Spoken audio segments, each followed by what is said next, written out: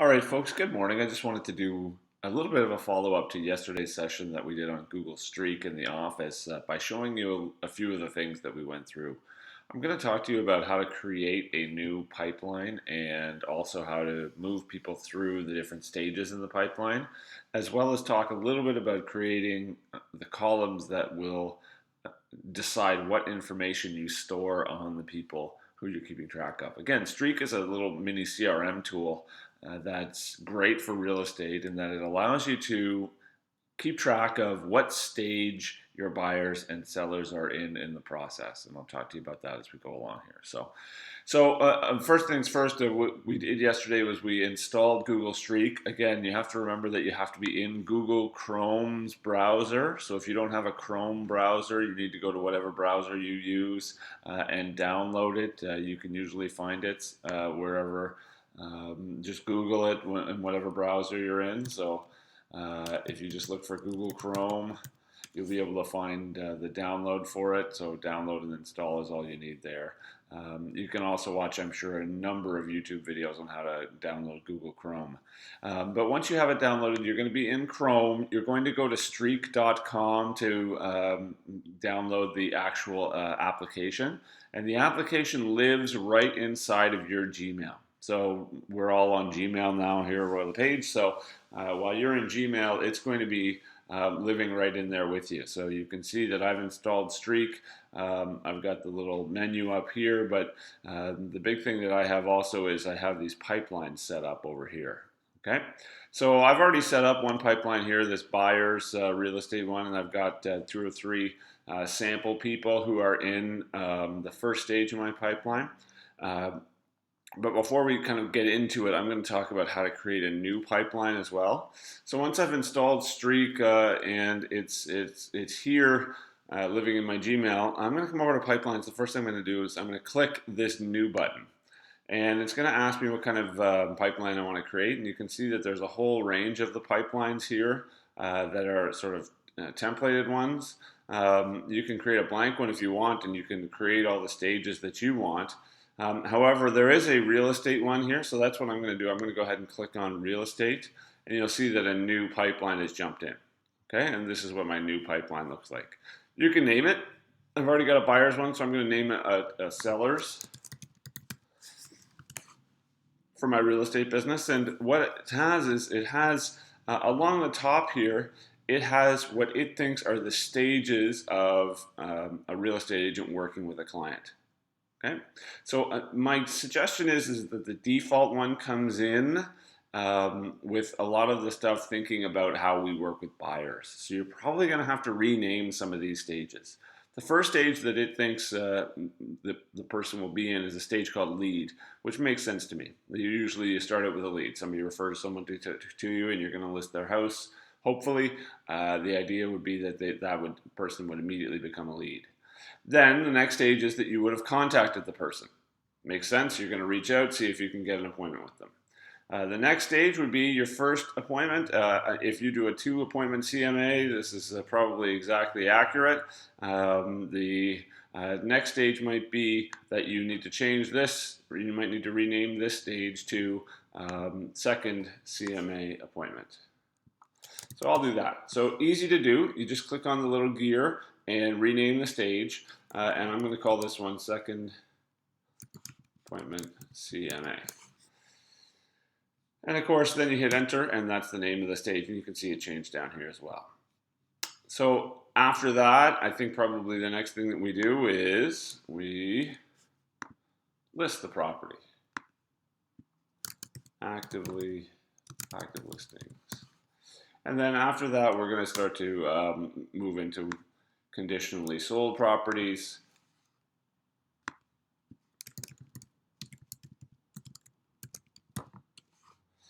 And then probably the next stage would be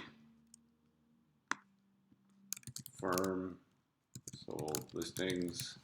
And then after that, the last stage would be that the person would be closed. So if we just keep all of these stages here, these are simple. You can add more if you want by just clicking on the plus, and it'll give you a new stage. You can actually remove any of the stages by clicking on the little gear on top of the stage and deleting the stage, but we'll just use these for now.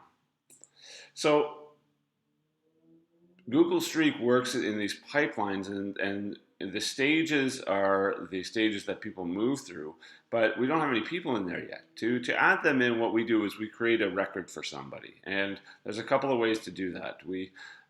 Google Streak calls them boxes. Okay, so in this case, I'm going to name my boxes on the seller side whatever the address of the property is, and you'll see why this is important. And it is kind of important to understand because you have to understand how you're going to be using this as well. So if you're going to be mass emailing your sellers, you might reconsider that. You might decide to name it the person's name. But if you're just going to use it to keep track of what stage they're in, you might name it the address.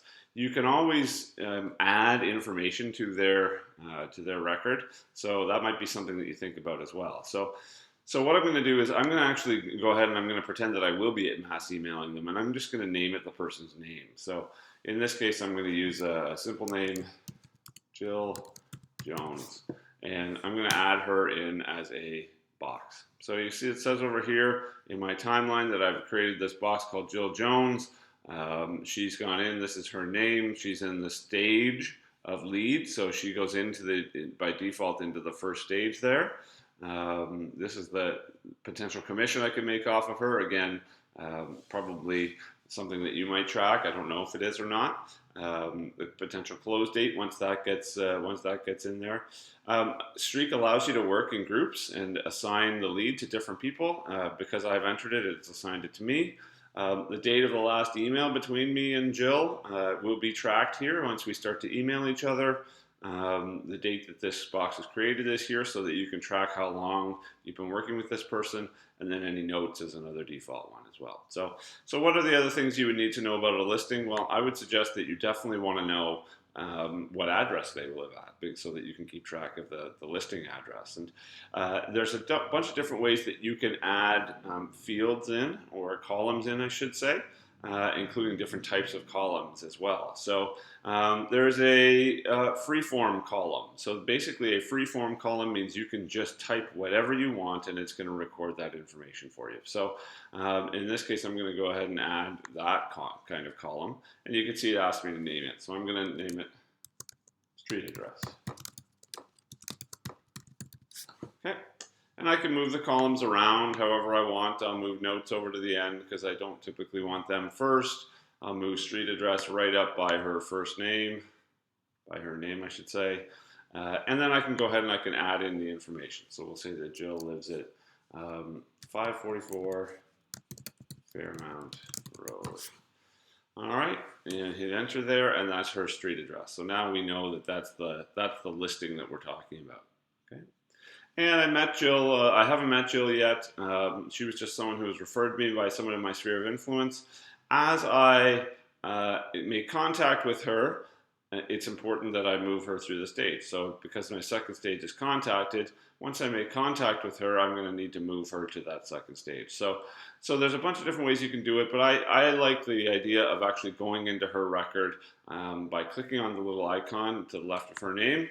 And when I do that, it takes me into her record. So you can see at the top, this is the record for Jill Jones. And it says that she's right there in the lead stage. So I want to move her to the contacted stage. And it saves it automatically. Now when I go back, you'll see that she's in stage 2. So that's how you move people through the stage. You can also drag and drop it. I find that a little finicky actually. So it's a bit of a pain to do that. So I always just come into the record and use the contacted field. Or pardon me, use the stage field. Okay, so while I'm in here as well, nice place to add some notes, and I'm just going to scroll down and you'll see that there's the opportunity to add people into this as well. So I might go ahead and add her email address here. So she's someone who becomes a member of this group. So I'm going to go ahead and just add her email address in, and Jill@jilljones.ca. She's got her own domain. Okay, so we go ahead and we've added her in there, and she's a related person to here. And I think that that's an important thing to do early on, so that you can keep track of all of the stuff that's there. And you can see that by clicking on the related emails, you'll see any emails that are kind of related to her box. And we don't have any right now because I just made up the email address. But something neat there is you can just sort of quickly look and see how many emails are related to Jill there. So, just important to put her in as a person there. You can also add any notes, so I'll go back into her record and add some notes. Just say Jill has lived here for 12 years. First time selling a home. So those are the couple notes that I have on Jill, and I'll just keep track of that. I think it's also a good idea to add a column in for your source of business. So that would be something that I would do as well. So I'm going to add a second column. I'm going to do a drop-down column in this case because I want to start to keep track of only 4 or 5 different ways that I've maybe collected referrals or collected new leads, I should say. So when I hit a drop-down and I say source, when I go to enter something here, it's going to look a little different than the free form. So I'm going to say that Jill was a referral. And it says create the referral option. So that's an important thing there as well. I can also manage my options by when I start typing those in. But I'm just going to go ahead and use this first thing here, which is to create the referral option. Now when I add a second box, which I can do, I'll just add a second one in. We'll use Jason Smith, who lives at 223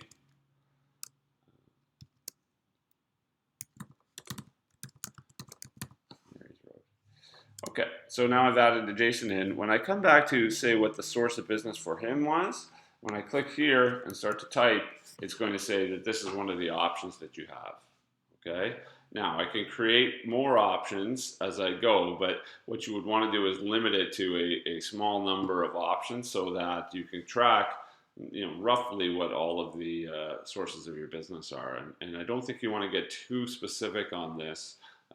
You can just kind of keep it pretty general there so that you have a drop down, and you can export all of this data, and that's where that would become really valuable, is that you could sort by, if you got it into a spreadsheet, you could sort it by what the referral or what the lead source was. Okay, so in this case, instead of referral, I'm going to say that Jason came off of our website. So I'm going to create the website option, and now I have multiple options as I add other people in there, and you'll see when we add a third person in there. Okay. So back in the seller's pipeline here, I've got 2 in here now, and it's going to try and sort them alphabetically here, which is fine. I could change the way that they get sorted as well by sorting it by any of these columns. So if I wanted to sort it by the date created, I could have it sort by that. The date of the last email, so I could see when I had my last exchange with them, alphabetically by any of the others as well. I can do that also. Okay. So I've added these people in, and Jason came in as a contacted lead because that was the stage I was working in on Jill at that point. But if he's just a lead right now, I want to go ahead and make sure that he's in the right appropriate area. So I'm going to move him back to lead. And again, I can make any notes that I want on him while I'm here. Okay. I've got his street address in there as well because that column just lives there for permanently once I've created it. Okay. So that's really all I wanted to go through in this portion of it. We're going to do a second video where we're going to start to work with these contacts in different ways. But that's the basics of it. Just before I sign off, I wanted to show you one other way that you can actually create a box, meaning a record for these people, which is right from an email. So I'm going to go back to my email inbox, and I'm just going to pick David Barrett here, who had sent me, I think it's just a sort of an advertising thing here.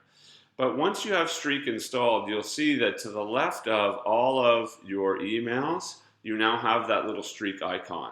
So what you could do is you could, right from this email, click on that little icon and ask for it to search the boxes that you have for a box that might apply to him, or you can just go ahead and create a new one.